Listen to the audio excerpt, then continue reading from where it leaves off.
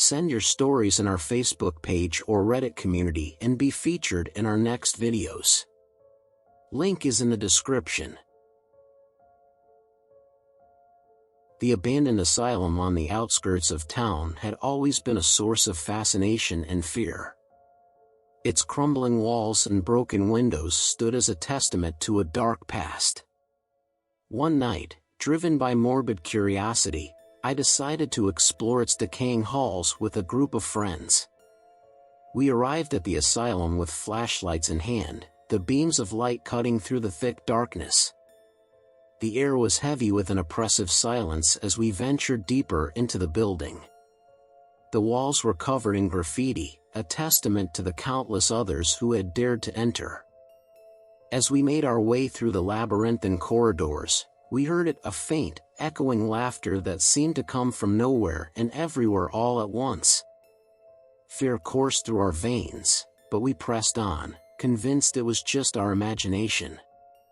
But then the laughter turned into whispers, and the whispers into distinct voices. They were the voices of the asylum's former patients, their words a chilling chorus of pain and torment. It was as if their tortured souls still lingered in those decaying walls. We followed the voices to a room with a rusted, blood-stained gurney at its center. The room was freezing, and our breath misted in the air. That's when we saw it, a shadowy figure in a tattered hospital gown, standing by the gurney, its eyes vacant and lifeless. Panic set in as we realized we were not alone in that room. The figure lurched toward us, its movements erratic and unnatural. We fled in terror, our flashlights casting wild, trembling beams of light as we raced through the asylum's dark corridors.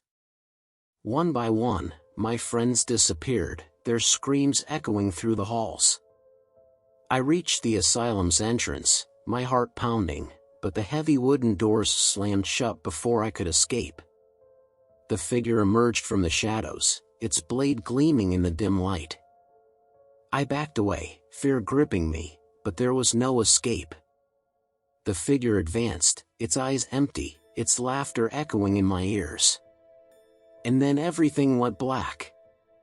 I woke up in the asylum, my friends nowhere to be found. The laughter and whispers still filled the air, a haunting reminder of the horrors that lurked within those decaying walls. I had always been intrigued by the abandoned train station that lay at the edge of town. The rusted tracks and overgrown platforms seemed frozen in time, a relic of a bygone era. One fateful night, curiosity got the better of me, and I decided to explore the station's dark mysteries. As the clock struck midnight, I arrived at the train station with a flashlight in hand. The moon was hidden behind thick clouds, casting eerie shadows on the platform. The air was cold, and a bone-chilling wind whistled through the deserted station. I made my way down the platform, my footsteps echoing in the silence. The only source of light was my flashlight, its beam cutting through the darkness like a lifeline. That's when I heard it, the distant sound of a train approaching. Confusion washed over me, as there hadn't been a train on these tracks in years.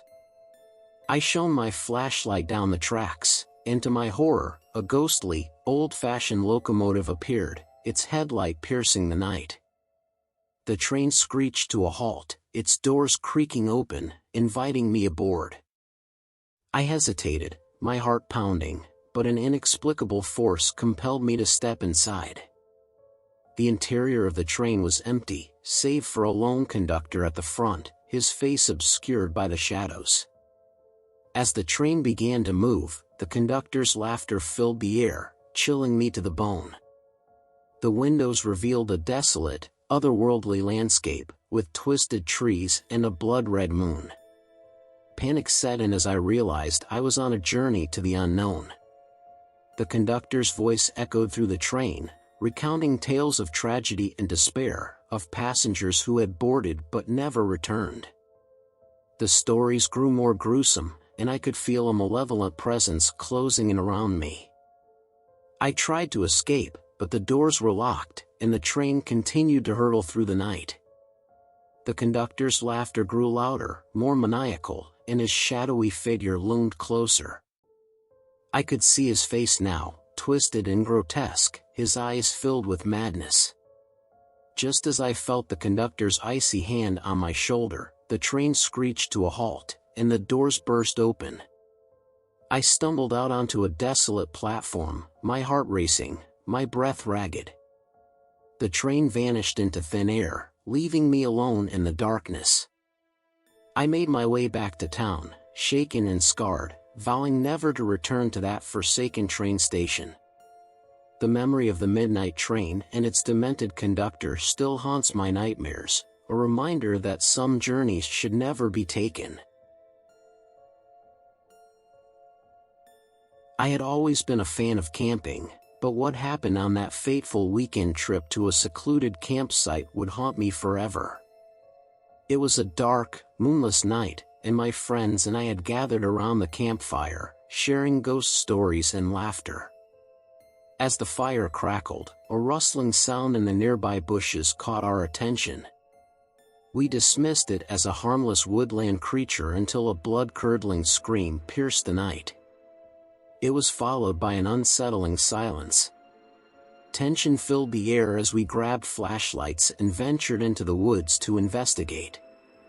What we found was a gruesome sight, a makeshift campsite covered in blood, with no sign of the campers who had set it up. Our flashlights revealed torn tents and shredded belongings, as if a wild animal had run amok. But it was the message scrawled in blood on a nearby tree that sent shivers down our spines: they never left. Panic set in as we realized we were not alone in those woods. Someone or something was watching us. We rushed back to our campsite, but it was too late. The trees seemed to close in around us, and a chilling breeze whispered through the leaves, carrying with it the scent of death. One by one, my friends disappeared into the darkness, their screams fading into the night.